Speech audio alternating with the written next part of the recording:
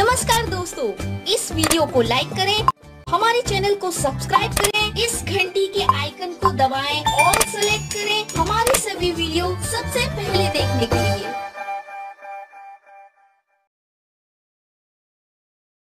करेंगे इस दिशा में आपको काम करने की जरूरत है। उसके लिए आपको मिशन चलाने की जरूरत है। अपने आप में एक वैचारिक आंदोलन खड़ा करने की जरूरत है। उसके लिए कुछ आप कितने पढ़े लिखे हो यह भी मायना नहीं रखता, आपकी उम्र कितनी है यह भी मायना नहीं रखता। आपको घर से बाहर निकलने की जरूरत है अपने समाज के लिए।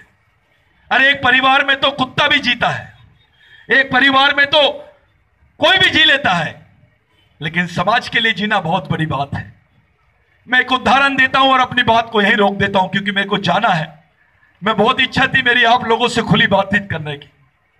मैं एक उदाहरण देता हूं कि आदिवासी आश्रम स्कूल में अगर आदिवासी बच्चा मर जाता है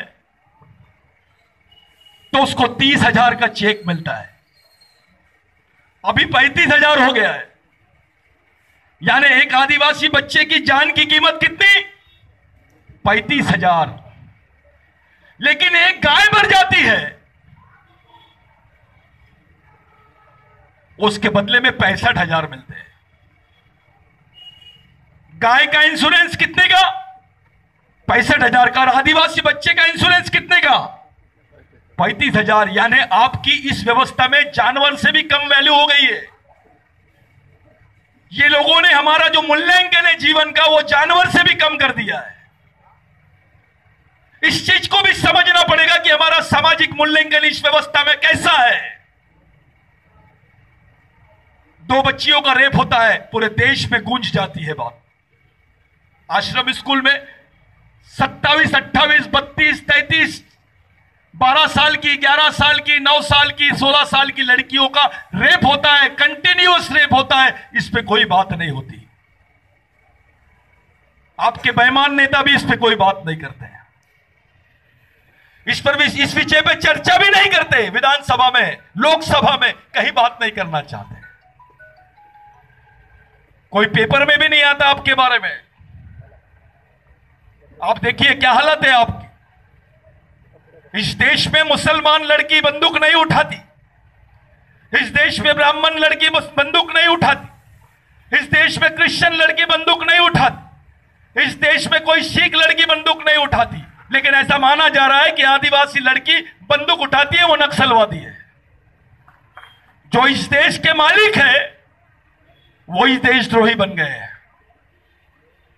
क्या बात है, क्या मजबूरी है? ऐसी कौन सी परिस्थितियां निर्माण हुई कि आदिवासी महिला जिसको खाने को नहीं है ग्रामीण में, वो बंदूक लेके सामने आने वाली है, आ गई है। कोई उच्च वर्णीय होती है तो आतंकवादी घोषित करने के बाद भी उसको पार्लियामेंट का मेंबर बना दिया जाता है इस देश में।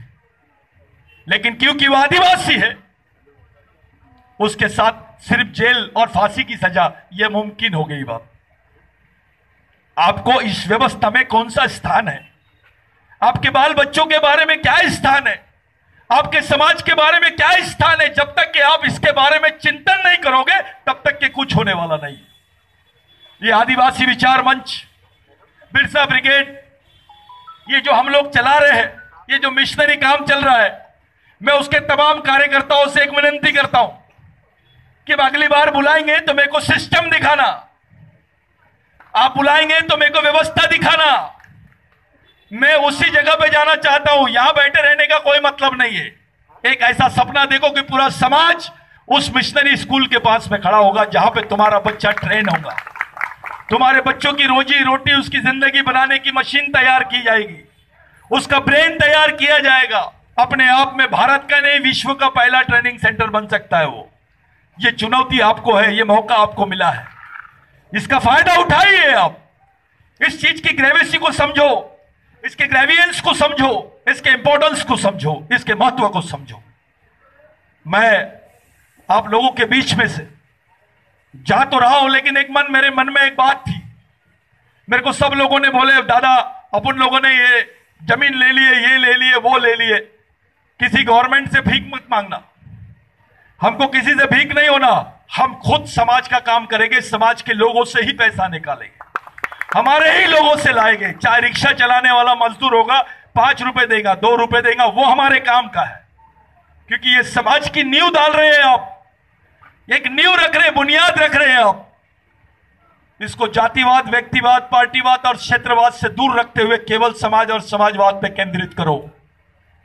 मेरी आप लोगों से विनंती है, जितने पढ़े लिखे लोग हैं, जितने अधिकारी है, कर्मचारी है, विद्यार्थी है, आप लोगों से विनंती है कि सीरियसली, गंभीरता से इस प्रकल्प की तरफ विचार करो।